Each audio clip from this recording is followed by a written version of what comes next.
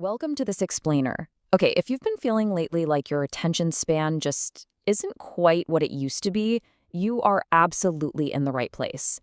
Today, we're exploring some genuinely fascinating and honestly incredibly relevant concepts from reclaiming the human mind from digital decay.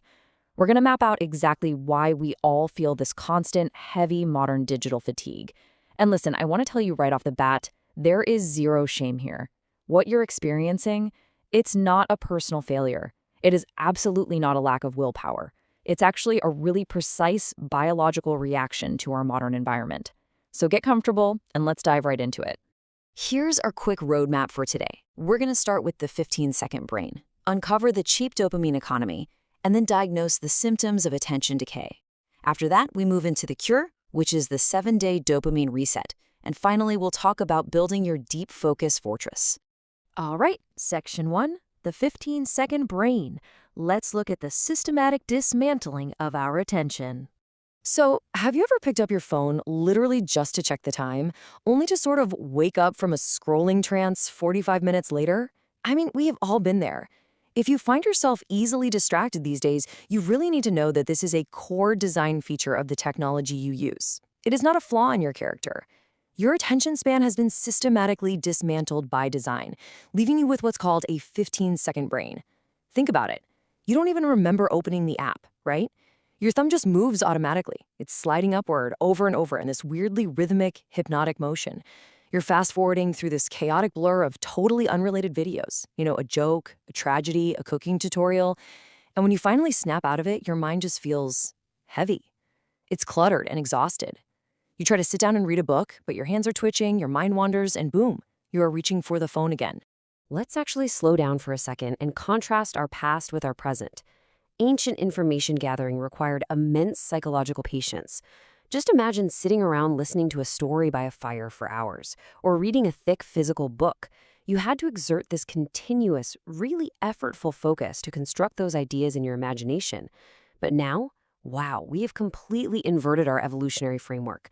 Social media algorithms are serving up these aggressively edited, hyper-stimulating 15-second clips that require literally zero cognitive energy. The app does all the mental heavy lifting for you, just serving you these pre-chewed digital pieces straight into your consciousness.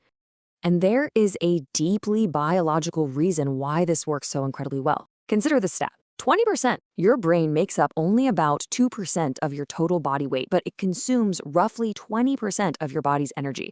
Because energy is so expensive to maintain, our biology is actually hardwired to be kind of lazy. We always want to find the path of least resistance. And social media algorithms, they ruthlessly exploit this biological shortcut. By shrinking what used to be a 10-minute video down to just 15 seconds, they completely eliminate the barrier to entry. They give your lazy brain exactly what it's craving, which is easy stimulation without any of that deep, sustained mental effort. Moving on to section 2, the cheap dopamine economy. Let's unpack the chemical mechanics that actually fuel these 15-second brains of ours. To really understand this, we need to completely redefine a super popular word, dopamine. It is so widely misunderstood as the molecule of pleasure. Most people think it's the thing that makes you feel happy when you say, eat a really good meal. But neuroscience tells a far more sinister story here. Dopamine is actually the neurotransmitter of anticipation, craving, and pursuit. Back in nature, it served as this rare chemical marker to keep our ancestors alive. If they found a bush of sweet berries, a massive dopamine surge burned that exact location into their memory, so they'd return. It required huge physical exertion to get that reward, so those spikes were pretty infrequent, and our nervous system stayed perfectly balanced.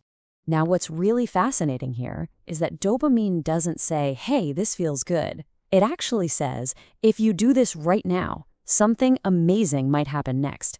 It drives your behavior by making chemical promises. So when you pull down on a feed to refresh it, you aren't doing it because you're enjoying the content. Actually, scratch that. You're acting more like a desperate digital archaeologist. You're just digging through mountains of cognitive trash because you are entirely addicted to the chemical promise of what the very next video might be. And this brings us to a massively profitable design concept, the variable reward schedule. This is a psychological design where the outcomes are totally random and unpredictable. It's essentially putting a digital slot machine right in your pocket. Think about it. If every video on your feed was boring, you just close the app. If every video was amazing, you'd eventually predict the outcome and still get bored. The real magic? It's in the unpredictability. The first video might be mediocre, the second might be kinda annoying, but the third might be hilarious. This randomness forces your brain into a state of hypervigilant anticipation. It keeps your prefrontal cortex constantly dripping with dopamine. Okay, section 3, symptoms of attention decay. Let's look at the physical and psychological toll of living in this hyper-simulated economy. We have to talk about downregulation. This is your brain's ultimate self-defense mechanism. When you constantly flood your brain with synthetic dopamine, it realizes, whoa, this level of stimulation is unnaturally high. So to prevent your neural circuits from literally burning out, it actively reduces your dopamine receptors and blunts its sensitivity. It's exactly like walking into a room with incredibly loud rock music. At first, you want to cover your ears, right? But give it 3 hours and your brain turns down its internal volume knob so you can handle it.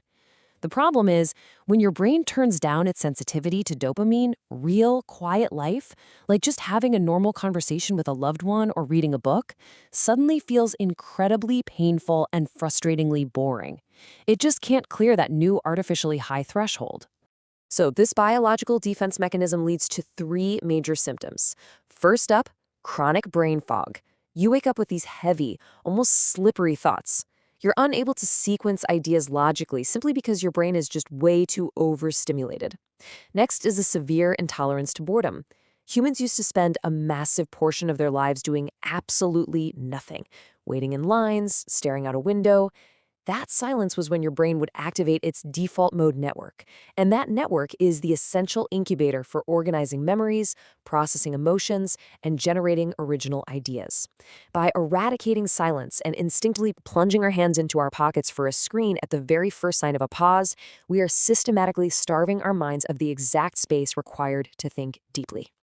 Section 4, the 7-day dopamine reset.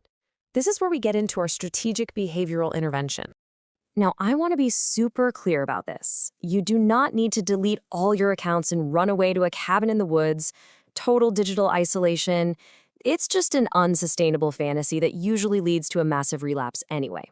Instead, let's walk through how a strategic intervention builds across an entire week to clear that chemical noise.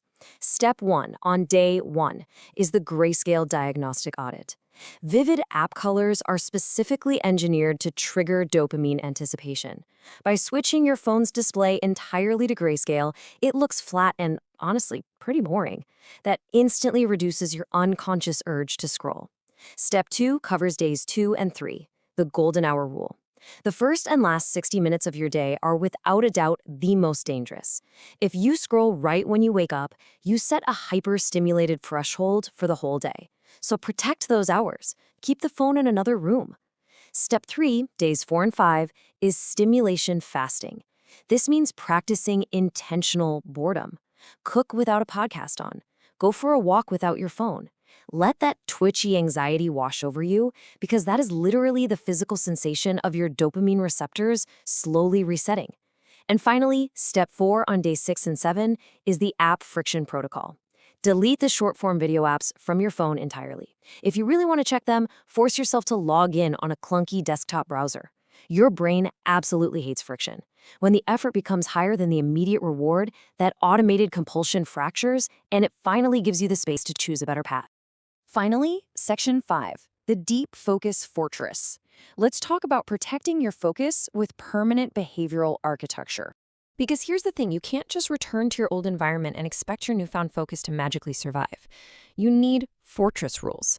The first is context-dependent behavioral mapping. Your brain is this highly sophisticated pattern recognition machine. If you try to study in the exact same bed where you watch movies and scroll social media, your subconscious gets completely confused. You have to separate your cognitive spaces. Pick one specific chair or a little corner of a desk that is exclusively for high-impact focus. When you sit there, you don't check your phone, you don't eat, you don't talk. If you want to distract yourself, you physically must stand up and leave that chair. Over time, simply settling into that specific physical seat will effortlessly trigger a state of deep work, without any of that typical emotional struggle. The really crucial point here is understanding a super dangerous cognitive trap called attention residue. And honestly, this completely debunks the whole myth of multitasking. When you switch your gaze from a project to a notification and then back again, a piece of your working memory actually remains stuck on that notification. As you rapidly switch back and forth, you accumulate this residue throughout the morning until your available cognitive capacity drops lower and lower, leaving you just completely drained. This is exactly why the second rule of your fortress must be monolithic scheduling. You need to block out large, unbroken chunks of time with absolutely zero multitasking, so you don't build up that dangerous attention residue. Ultimately, reclaiming your focus is all about stepping back into the driver's seat. Doing this reset and building your fortress, it isn't an act of digital asceticism or hating technology. It's actually an act of profound self-respect.